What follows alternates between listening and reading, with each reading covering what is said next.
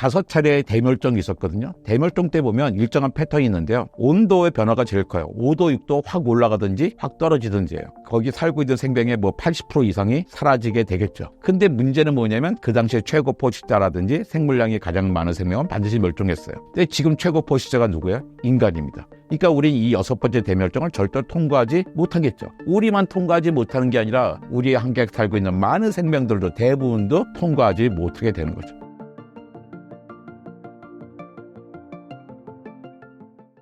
안녕하세요. 여러분이 다 아시는 서대문 자연사박물관, 서울시립과학관, 그리고 국립과천과학관에서 무려 12년이나 과학관 관장 노릇을 했던 대한민국 과학관의 별 이정모입니다. 여러분 이렇게 만나뵙게 돼서 반갑습니다. 최근 기후위기에 대한 갑론을 박이 많습니다. 얼마나 심각한 수준인가요? 제가 2003년에 기후변화 이런 과목을 대학에서 만들어 본 적이 있어요. 그래서 수업을 잘 했죠. 그래서 시험을 열심히 잘 본 A+를 받은 친구들도 다 끝나고 나면 그런데 교수님 기후변화 이거 지구온난화 뻥이라던데요. 미국의 영국에서는 BBC 란 방송국에서 지구온난화라고 하는 거대한 사기이란 제목의 다큐멘터리도 만들었다고 합니다. 그런 거예요. 사실 BBC 방송국 거는 아니었고요. 다른 채널에서 만들긴 했습니다. 그런 다큐멘터리가 있기도 했어요. 하지만 요즘은 그런 이야기들은 없잖아요. 그러니까 지구온난화 원래 오르락내리락 하는 거야 이산화탄소, 그렇게 생각했습니다. 근데 사실이에요. 원래 이산화탄소 오르락내리락 하는 거였습니다. 거기에 맞춰서 온도도 오르락내리락 했죠. 그런데 최근 100여 년 동안의 이 변화는 그 전의 변화와 다릅니다. 예전에 이렇게 바뀌었는데 지금은 이제 쑥 올라가 버렸어요. 아주 짧은 시간 안에. 그 어떤 호모사피엔스도 경험해보지 못한 변화입니다. 한 130만 년이 아니라 320만 년 전, 왜 오스트랄로피테쿠스 아파렌시스가 잠깐 경험해본 그 이산화탄소의 농도를 우리가 경험하고 있는 겁니다. 그러니까 엄청나게 많이 변하고 있죠. 그래서 요즘에는 지구온난화 이런 거 없어라고 주장하는 분들이 100명에 1명도 안 돼요. 그러니까 여러분 중에 혹시 난 지구온난화 아니야 생각하신다면 여러분 그 상위 혹은 하위 1%에 속한다고 생각하시면 됩니다. 예전만 해도 그런 분들이 있으면 내가 설득하려고 노력을 했는데요. 이제는 하지 않습니다. 예수님 말씀대로 신발에 먼지 털고 가버립니다. 지금 이 상황에서도 아니라고 주장하는 분들을 설득할 만큼의 우리가 여유가 없는 거예요. 실어서 과학 저널 중에서도요. 많은 저널들이 지금의 이 기후변화가 인간에 의한 변화가 아니라 자연적인 거야 라고 주장하는 논문은 아예 접수를 해주지 않습니다. 우리는 그런 걸 심사하고 토론할 만큼의 한 가지가 아나라고 이야기하는 거죠. 근데 정말 임계점을 넘었냐 넘지 않았냐라는 또 걱정들을 많이 하잖아요. 지구온난화 심각하지만 임계점을 넘지는 않았습니다. 임계점은 대개 한 2도 정도라고 생각하거든요. 왜냐하면 온도는 원래 쫙 조금씩 오르고 있잖아요. 오르고 오는데 2도가 되면 확 올라가 버려요.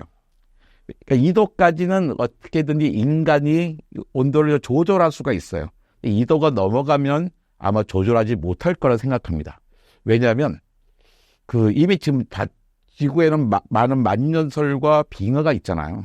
그러니까 햇빛이 만년설과 빙하에 반사돼서 나가는 햇빛이 많아요. 그런데 어떻게 해요? 온도가 올라서 만년설과 빙하가 많이 녹아버리면 반사되어야 될 햇빛 에너지가 그냥 지구로 들어오게 되잖아요. 그래서 2도에서 막아야 된다. 2도가 넘으면 안 돼라고 이야기했던 거죠. 그래서 예전에 박근혜 대통령 시절에 2016년에요. 파리 정상회의에서 전 세계 정상들이 모여서 기온 상승을 2도에서 막아보자고 했었던 거예요. 근데 생각해보니까 2도에서 막다가 실패하면 어떡하지? 라는 느낌을 가진 거죠.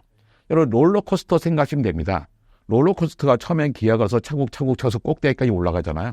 꼭대기에 올라간 다음에 어떻게 저절로 확 내려오면서 끝까지 다 돌아올 때까지 세우지를 못합니다. 그러니까 2도가 될 때 실패하면 안 되니까 그 전에 1.5도에서 막아보자 했던 거예요. 그런데 이미 1.5도는 넘어섰습니다. 그러니까 아직 발표 안 왔는데 무슨 말이에요 그러는데 2023년 7월부터 2024년 6월까지 각 전 세계의 기온 평균 온도를 보잖아요.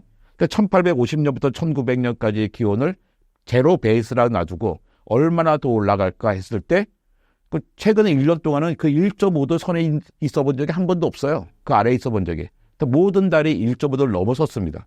그러니까 2023년 7월부터 2024년 6월까지는 평균치의 1.64도가 돼버린 거예요. 그러니까 이미 1.5도는 넘어섰다고 봐야죠. 그러니까 상당히 심각한 지경에 이르렀습니다. 그렇게 해서 우리가 망했냐? 그건 또 아니죠. 그러니까 2016년에 2도에서 막자고 했다가 안 될 것 같으니까 2017년에 0정도에서 다시 전 세계 전문가들이 모여서 그러니까 1.5도에서 막자고 결의를 한 적이 있어요. 근데 그때 1.5도에서 못 막으면 2도까지 금방 훅 올라갈 것 같은데 라는 걱정을 했던 거죠. 그런데 그 사이에 한 7, 8년 된 거잖아요. 그 사이에 과학과 기술이 엄청나게 발전했습니다. 그래서 이젠 1.5도에서 못 막으면 1.6도에서 막으면 됐고 1.6도, 1.7도, 1.8도에서 막으면 될 것 같은데 라는 생각을 하고 있는 거예요. 물론 거저 막아지는 건 아니에요. 우리가 정말 치열한 노력을 해야 되지만 저는 망한다고 생각하진 않아요. 어떻게든지 인간들이 이걸 극복해낼 것이다 라고 생각하고 있죠. 심각하지만 우리가 끝난 거는 아니다 라고 말씀을 드리고 싶습니다. 기후위기의 대책으로 항상 탄소 중립이 언급되곤 하는데요. 이산화탄소가 지구 생태계에 미치는 주요 영향은 무엇인가요? 지구의 기온이 올라가는 이유가 이산화탄소이기 때문이에요. 그 이산화탄소가 왜 생기냐면 석탄을 떼서 나오는 거잖아요. 근데 왜 석탄이 문제일까? 예전에 그 고생대의 말에 이산화탄소 농도가 지금 한 10배쯤 높았어요. 엄청나게 더웠던 거죠. 근데 그 당시에 나무가 처음 생겼거든요. 나무가 이제 되게 늦게 생겨요. 고생대 말쯤에 생기는데 석탄기에. 그때는 이산화탄소 농도가 높으니까 전체 지구가 초열대 기후가 돼요. 열대 지역의 특징이 있잖아요. 점심만 먹고 나면 스콜이라고 비가 쏟아지죠. 그러니까 온도도 높고 이산화탄소 높고 농도도 높고 비도 펑펑 와요. 그러니까 어떻게 돼요? 나무들이 어마어마하게 자랍니다. 산꼭대기부터 계곡까지 아름드리 나무가 가득했어요. 근데 이 아름드리 나무가 다 뭐가 된 거예요? 공기 중에 이산화탄소가 나무가 된 거예요. 자, 나무가 다시 썩으면 다시 이산화탄소로 돌아가겠죠.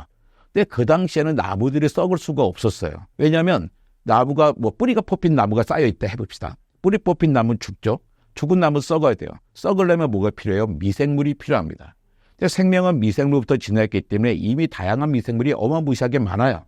하지만 나무가 처음 생기다 보니까 아직 나무를 썩게 하는 미생물이 없었던 겁니다. 그러니까 이산화탄소가 나무가 됐는데 나무가 죽어서 썩지를 못해요.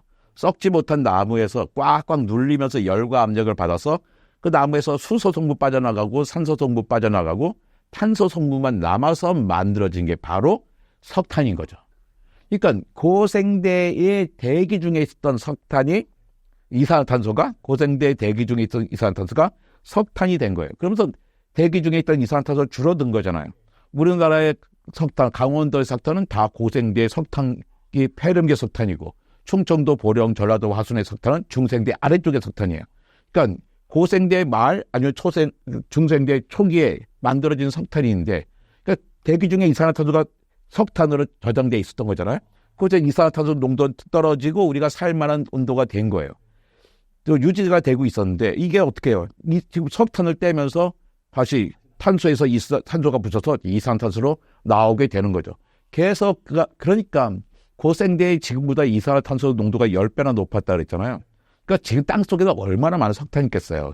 그러니까 우리는 석탄 떨어질 걱정은 할 필요가 없어요.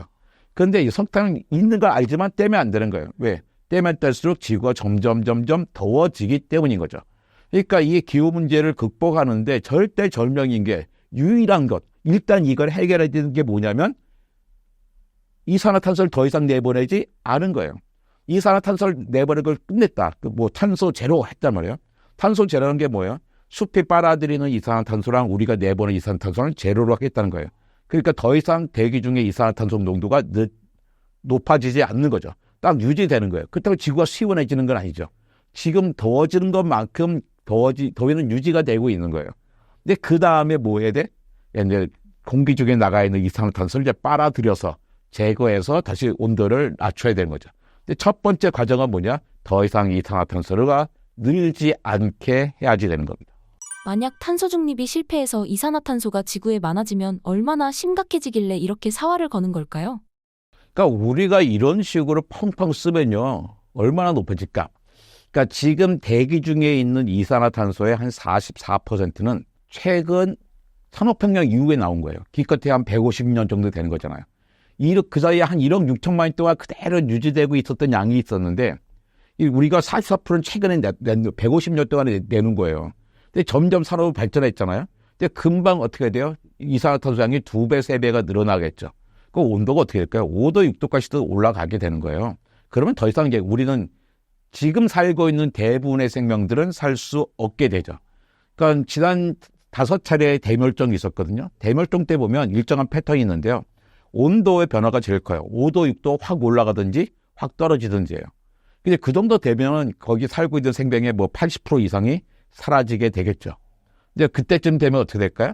이제 그 모든 생명이 다 사라지는 건 아니거든요. 세 번째 대멸종 때 95%가 멸종했지만 5%는 살아남았어요. 근데 문제는 뭐냐면 그 당시에 최고 포식자라든지 생물량이 가장 많은 생명은 반드시 멸종했어요. 근데 지금 최고 포식자가 누구예요? 인간입니다. 지금 생물량이 제일 많은 생명이 누구예요? 인간이에요. 그러니까 우리는 이 6번째 대멸종을 절대 통과하지 못하겠죠. 우리만 통과하지 못하는 게 아니라 지금 우리 때문에 우리 함께 살고 있는 많은 생명들도 대부분도 이 대멸종을 5도, 6도씩 올라가 버리면 통과하지 못하게 되는 거죠. 그러니까 우리가 5도, 6도 올라갈 때까지 우리가 살아있냐? 아니요. 우리 그 전에 끝나요. 예, 그 전에 3, 4도만 돼도 벌써 끝나버립니다. 지난 150년간 인류는 화석연료를 사용해서 과학적인 발전을 이룬 건 사실이지 않나요? 그럼요. 제가 오늘 대구에서 여기까지 왔어요. 대구에서 이 서울까지 오는데 기차요금이 KTX가 5만 원쯤 들었을 거예요. 5만 원이 안 들었든지 5만 원 좀 안 들었을 것 같아요. 그래서 근데 제가 서울에서 대구까지를 왕복으로 10만 원이면 KTX 타고 갔다 올 수 있잖아요. 만약에 석탄과 석유가 없어서 제가 가마를 타고 왔다면 대구까지 10만 원에 왕복할 수 있는 건 아니겠죠. 10만 원이 아니라 100만 원, 뭐 200만 원 줘도 누가 그 가마를 태워주겠어요. 석탄과 석유는요, 정말 싸고 강력한 에너지원이죠.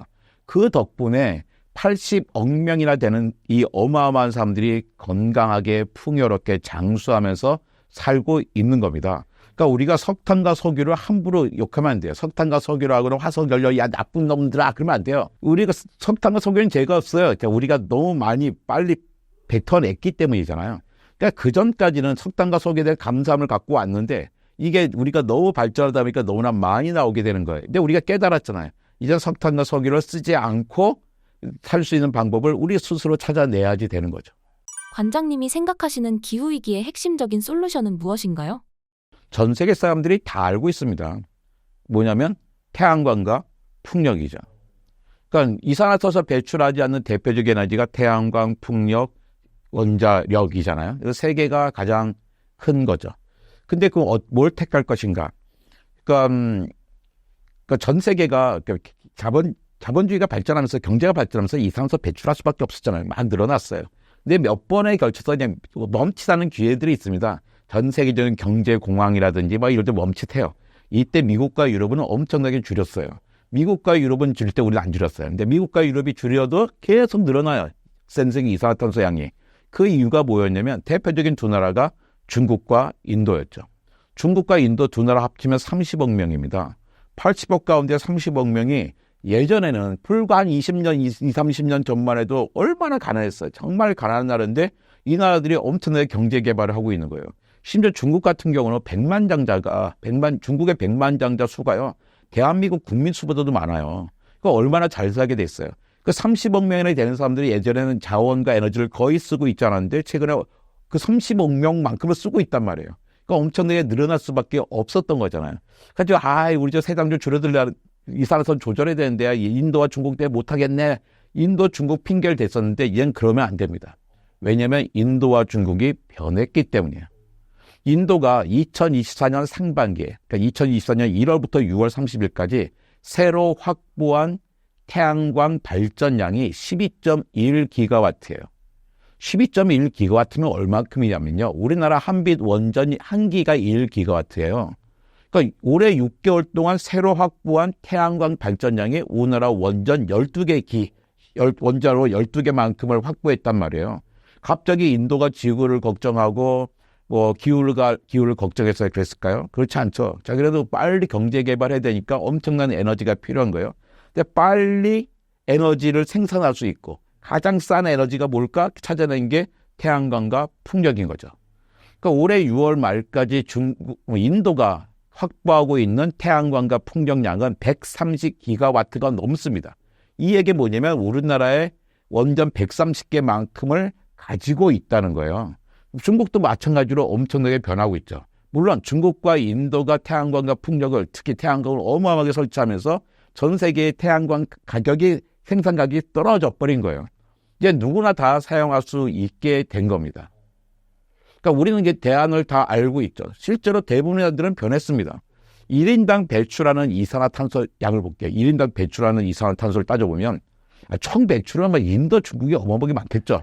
하지만 사람도 많으니까 1인당 배출한 이산화탄소 양을 보면 한국이 전 세계 2등이에요. 전 세계 평균보다 한 3배쯤 됩니다. 1인당 배출한 이산화탄소가. 그냥 부끄러운 일 아니에요. 이 우리 선진국인데 그럴 수 있지, 할 수 있습니다. 근데 유럽 평균보다 거의 4배예요. 3.7배 정도 돼요. 근데 유럽도 잘 사는 나라잖아요. 유럽도 에너지 많이 쓴단 말이에요. 우리보다는 적게 쓰지만. 그런데 우리랑 거의 비슷하게 쓰는데 왜 우리의 3.7배, 3.6배 분지 1밖에 안 될까? 그 얘기가 뭐예요? 그들이 사용하는 에너지와 우리가 사용하는 에너지가 다르다는 겁니다. 그 뭐예요? 그들은 이미 풍력과 태양광으로 전환을 했다는 거죠. 이럴 때 우리 거 미국에 기대요. 미국 사람들은 말이야 에너지 팡팡 쓰고 에너지 전환을 안 하지 않았어? 트럼프 그런 나라잖아 한단 말이에요. 그런데 오해하시면 안 됩니다. 미국은 정말 에너지를 많이 써요. 1인당 사용하는 에너지가 한국 사람이 한 3배쯤 됩니다. 그런데 그들이 배출하는 1인당 이산화탄소량은요, 우리의 70%가 안 돼요. 그럼 뭐예요? 미국도 우리보다 훨씬 더 에너지 전환을 했다는 뜻입니다. 미국은 2022년 말로 석탄 발전량보다 태양과 풍력량이 더 많은 나라예요. 트럼프 당선됐으니까 안 될 것 같은데, 그런데요. 미국은 뭐예요? 자본주의 국가잖아요. 자본주의 천병이에요. 가장 중요한 게 뭐예요? 이윤이에요. 정치적인 목적이 아니라 이윤 추구를 하다 보니까 트럼프 시절에도요, 석탄은 꾸준히 줄어들고 태양광과 풍력은 꾸준히 늘어났습니다. 그게 역전된 건 바이든 시대이지만, 다시 트럼프가 됐다고 해서 여러 가지 말이 있지만요, 절대로 그렇게 바뀌지 않을 거예요. 왜? 가장 싼 에너지가 돼버렸기 때문이에요. 미국에 이런 광고가 있어요. 너 나무 울타리 할래? 현대 태양광 패널로 울타리 세울래? 나무 울타리 이거 보증 안 해주나? 이건 30년 보증해줘. 이거 진짜 나무지 아니다. 이건 진짜 태양광 패널이야. 값도 이게 더 싸. 이렇게 돼버린 거예요.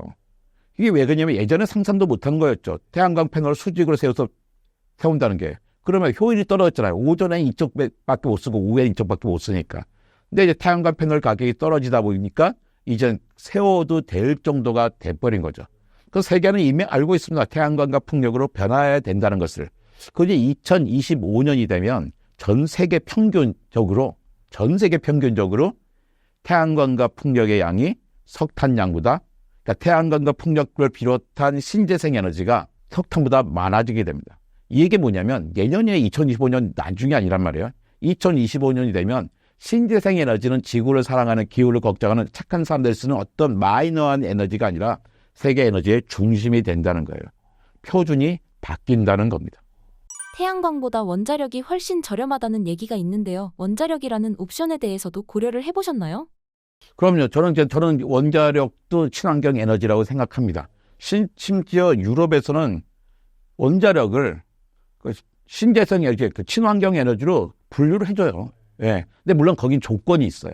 2050년까지 핵 폐기물을 처리할 수 있는 기술을 확보한 경우에는 그런 나라에 대해서는 신재생 에너지를 인정해주겠다 합니다. 근데 핵 폐기물을 처리할 수 있을까요? 물리적으로 불가능한 거잖아요. 그러니까 사실은 폐기물 문제가 있습니다.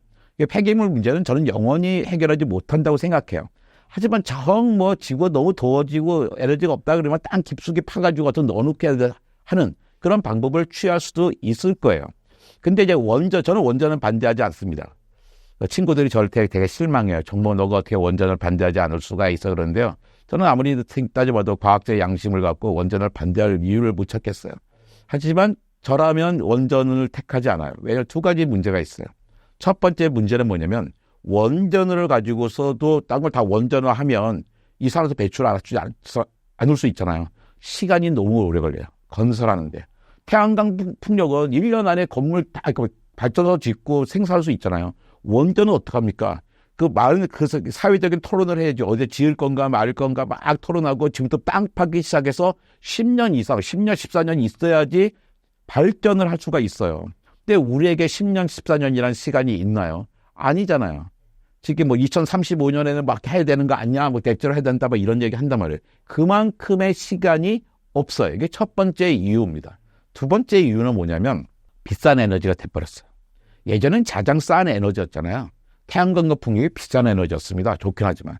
그런데 그 사이에 태양광과 풍력은 전 세계로 막 퍼지면서 단가가 되게 싸졌어요. 기술 개발도 꾸준히 되고.